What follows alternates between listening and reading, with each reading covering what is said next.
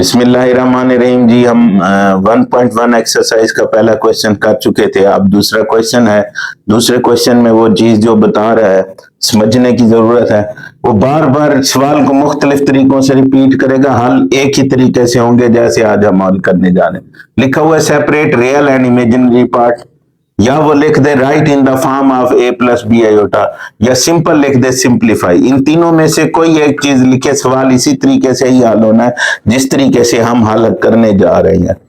तो वो सिर्फ बार बार जो है क्वेश्चन को रिपीट करता रहेगा कि आपने क्वेश्चन को इस तरीके से सॉल्व करना है, तो प्रोसेस वही रहेगा। अब जो इसका पहला क्वेश्चन है वो कहता है simplify 2 minus 7 iota. Question number 2 का जो है पहला क्वेश्चन 4 प्लस 5 आयोटा। वो कहता है कि 2 minus 7 iota over 4 plus 5 iota. हाँ जी, यही क्वेश्चन है।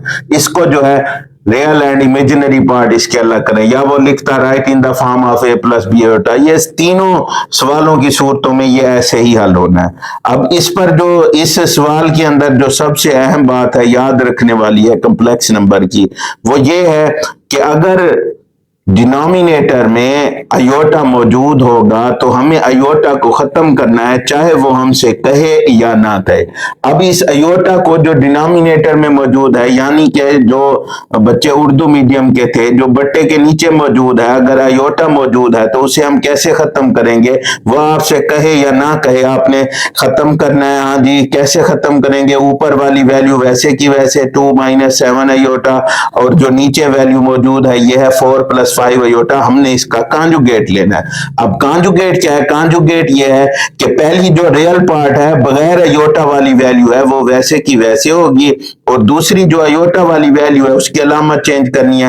ये प्लस का 5 है तो माइनस का 5 कर देना है। इसे हम कांजुगेट कहते हैं। बेसिकली कांजुगेट में हम अयोटा की साइन चेंज करते हैं। प्लस हो तो माइनस कर देते हैं, माइनस हो तो प्लस कर देते हैं।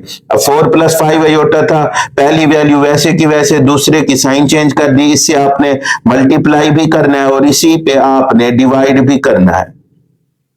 ये जो सिंप्लीफाई वाले क्वेश्चन है, या ये क्वेश्चन है कि write in the form of A plus B iota, या रियल एंड इमेजिनरी पार्ट को आपने अलग करना है। इसका सिर्फ यही असूल है, अगर डिनोमिनेटर में यानी बट्टे के नीचे अयोटा मौजूद है तो आपने उसका कांजुगेट लेके यानी अयोटा वाली वैल्यू की अलामत चेंज करके ज़र्ब भी करना है, तकसीम भी करना है, आपका सवाल हल हो जाएगा। हाँ जी, अब ऊपर ये 2 ब्रैकेटें ज़र्ब खानी है। इसका जो आसान तरीका यह है कि पहली जो आपकी वैल्यू है उसकी जो यानी पहला जो आपका ये एक ब्रैकेट मौजूद है, इसकी पहली वैल्यू है 2। आपने 2 वैसे का वैसे लिखना है। ये जो मौजूद था हमने वैसे लिखा, अगली पूरी ब्रैकेट लिख देनी है। वो क्या है? 4 माइनस 5 अयोटा। फिर आपने क्या करना है? दूसरी वैल्यू उठानी है। अब दूसरी वैल्यू जमा वाली है तो जमा वाली लिखनी है, माइनस वाली है तो माइनस वाली लिखनी है।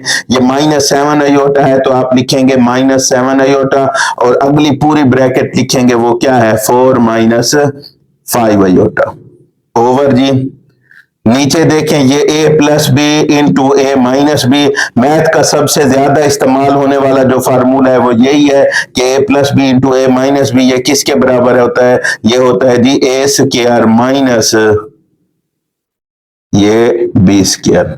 अब इन्हें मल्टीप्लाई करते हैं। 2 जब 4 से मल्टीप्लाई होगा तो ये हमारे पास आ जाएगा 8। 2 जब माइनस 5 अयोटा से मल्टीप्लाई होगा तो ये हमारे पास आ जाएगा माइनस 10 अयोटा। इसी तरीके से माइनस 7 अयोटा जब 4 से मल्टीप्लाई होगा, 7 4 द 28, तो ये हो जाएगा माइनस 28 अयोटा। फिर माइनस माइनस ये प्लस हो जाएगा 7 अयोटा, जब 5 अयोटा से मल्टीप्लाई करेगा तो 7 5 द 35, और अयोटा अयोटा से ज़र्ब खाएगा वो हो जाएगा अयोटा स्क्वायर। ये हो जाएगा plus 7 5 the 35 iota into iota, ये हो जाएगा अयोटा स्क्वायर ओवर। हाँ जी, अब आ जाए 4 का स्क्वायर हमारे पास क्या होगा? 16। ये माइनस वैसे का वैसे, 5 का स्क्वायर हमारे पास क्या हो जाएगा? 25, और अयोटा का स्क्वायर क्या हो जाएगा? अयोटा। मजीद सॉल्व करते हैं जी। ये हमारे पास 8 minus 10 iota minus 20 iota 28 iota, ये हो जाएगा माइनस 38 अयोटा। अयोटा स्क्वायर हमारे पास ये बराबर है जी -1 के, तो 35 अयोटा स्क्वायर की जगह पे आ गया -1।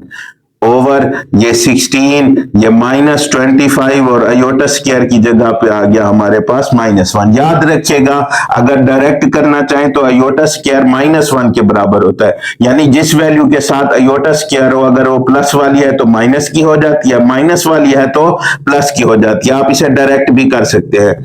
ये 8 -38 अयोटा, ये प्लस माइनस माइनस हो जाएगा, ये -35 और ओवर में क्या हो जाएगा, ये 16, ये माइनस माइनस क्या हो जाएगा प्लस, ये हो जाएगा जी 25। मजीद देखें जी 18 -35, हाँ जी जब 8 -35 करेंगे तो आपके पास क्या बचेगा, आपके पास बचेगा -27। इसी तरीके से ये -38 अयोटा ओवर 16 + 25, ये हमारे पास हो जाएगा 41। अब उसने कहा है कि रियल पार्ट अलग करना है और इमेजिनरी पार्ट अलग करना है। अभी ये इकट्ठे हैं, अब इसे अलग कैसे लिखेंगे गौर से देखिएगा। ये पहली है -27, ओवर में 41 है तो -27 के नीचे भी 41 लगाए, फिर -38 के नीचे भी 41 लगाए और इसके साथ क्या आ जाएगा, अयोटा आ जाएगा। अब अगर लिख, ये भी आंसर ठीक है, अगर लिखना चाहें तो इसका रियल पार्ट क्या है, जो अयोटा के बगैर हो वो रियल पार्ट होता है, वो हो जाएगा -27 ओवर 41 और इमेजिनरी पार्ट क्या होगा जी, इसका इमेजिनरी पार्ट होगा -38 ओवर 41।